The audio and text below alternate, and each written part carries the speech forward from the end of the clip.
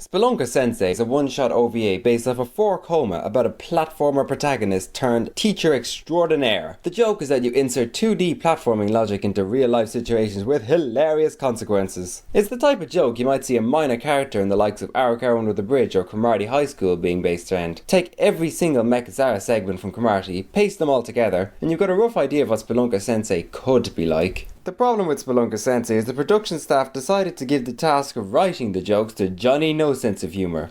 Poor old Johnny didn't really understand what a platformer protagonist would do in real life situations. And the only helpful advice he got from his superiors is that platforming protagonists die a lot. And so Johnny No Sense of Humour took this advice on board with a frightening level of devotion and made the punchline to every single joke: Spelunker Sensei dies. I use the term punchline loosely too, because when Johnny No Sense of Humour's mother christened him, she robbed from him the ability to comprehend what a joke is. There are no jokes in Spelunker Sensei. There's a conversation, followed by Spelunker Sensei informing people that he had died, a long pause, and then, with mechanical precision, moves unflinchingly towards the next segment with apparently no awareness that the preceding attempt at creating laughs had fallen flat on its face. I can't blame Johnny entirely though, for he must have been the only person the production committee could afford. Judging by the animation quality, the entire budget of Spelunker Sensei consisted of 2 packets of hobnobs. While you can see in these screen caps the sheer dull simplicity of the character design and the children's drawings of houses that pass for background illustrations, it's difficult to fully convey how little animation is being done here. The characters don't move, they merely wibble about as if they're being held up on sticks by people standing just below the bottom of the screen. The other thing that's hard to convey is how much reused animation there is. Sure, there's the exact same facial expression used in every single frame.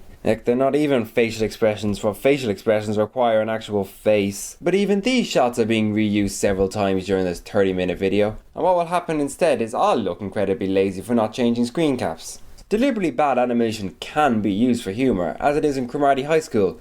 In case you haven't gotten the hint, Cromartie High School is a good comedy anime that you should all watch. But with Johnny No Sense of Humour in charge of Spelunker Sensei, it's hard to believe anything is done with humorous intent. Being funded on nothing more than 2 packs of hobnobs is difficult enough. What is equally baffling is how they somehow managed to cough up the money to bring in top voice actor Tomokazu Sugita, the voice of big name anime characters like Kyon and Gintoki. Why, out of all the things they could have done to bring the Spelunker Sensei 4-koma to life, did they think it was necessary to bring in a friggin' famous voice actor? Like, how about hiring someone who knows what a joke is? This isn't the first time Tomokazu Sugita has taken a job on a Terribad anime with no budget. He's done the voice of Zeeg in Legend of Duo, review forthcoming, but at least he had the excuse of needing money back then, as Legend of Duo was made before either Haruhi, Suzumiya or Gintama started. But Spelunker Sensei was released in 2011, only a few weeks before this very video. I don't know, maybe he just really likes hobnobs or something.